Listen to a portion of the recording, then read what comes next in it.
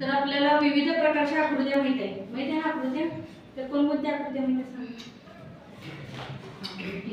त्रिकोण, काटकोन, लघुकोन, विशालकोन. हे त्रिकोणाचे प्रकार आहेत. आपण आकृत्या कोणते? वर्तुळ, चौकोन, आयत, त्रिकोण हे आपण काय आहेत? आपण आकृत्या आहेत. ते आपण काय आहे ते त्रिकोणाचे काय आहे? प्रकार आहे.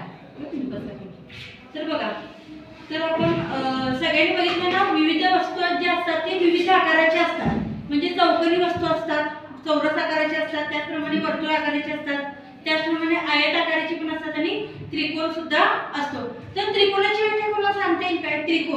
त्रिकोण कसा तयार होतो? तर तीन बिंदूंना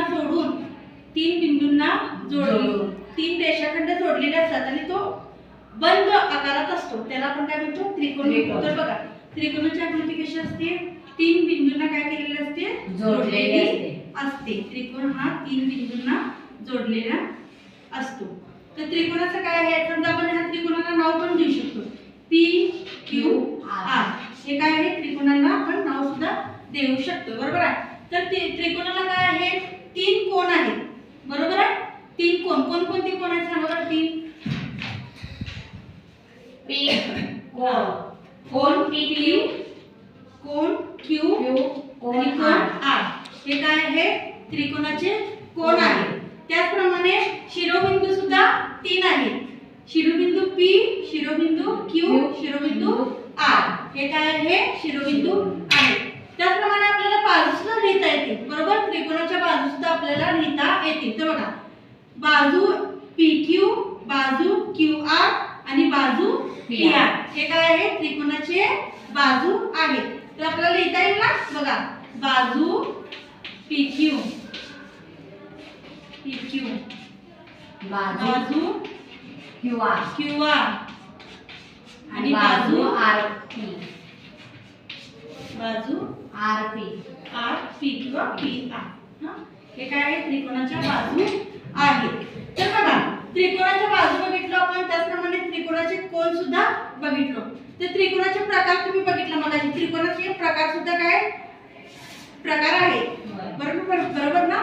तर आपल्याला बघा, त्रिकोणाचे जर आपल्याला क्षेत्रफळ जर काढायचं असेल तर ह्या आकृतीवरून फक्त आकृती आपण बघितलं तेवढंच आहे का? नाही. तर त्यावरून आपल्याला विविध प्रकारचे काय होतात? आपल्याला बाजू कळतात, त्याचप्रमाणे कोन कळतात, त्याचप्रमाणे त्रिकोणाचे क्षेत्रफळ काढतात, त्रिकोणाची परिमिती, अशी विविध प्रकारचे गणित आपल्याला त्या आकृतीच्या आधारे आपल्याला काय होते? समजते आपल्याला. समजा आता त्रिकोण दिलेला आहे आणि त्या त्रिकोणाची क्षेत्रफळ काढायचं असेल, क्षेत्रफळ त्रिकोणाचं काढायचं, तर सूत्र माहिती आहे काय? 1/2 गुणिले पाया गुणिले उंची गुणिले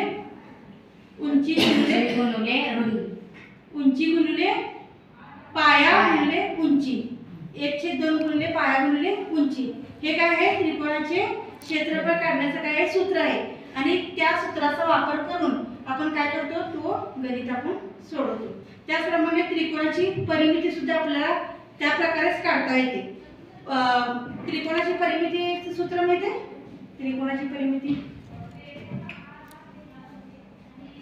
त्रिकोणाची परिमिती बाजू वर्ग माहिती आहे का?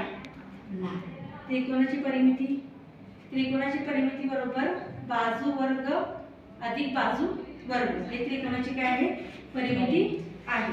तर अशा प्रकारे आपण फक्त त्रिकोण हा नुसता लक्षात न ठेवता, तर त्रिकोणापासून आपल्याला विविध प्रकारचे म्हणजे लांबी, रुंदी असू दे किंवा बाजू असू दे, हे विविध प्रकारचे आपल्याला काय करता येते? त्रिकोणामधून काढता येते.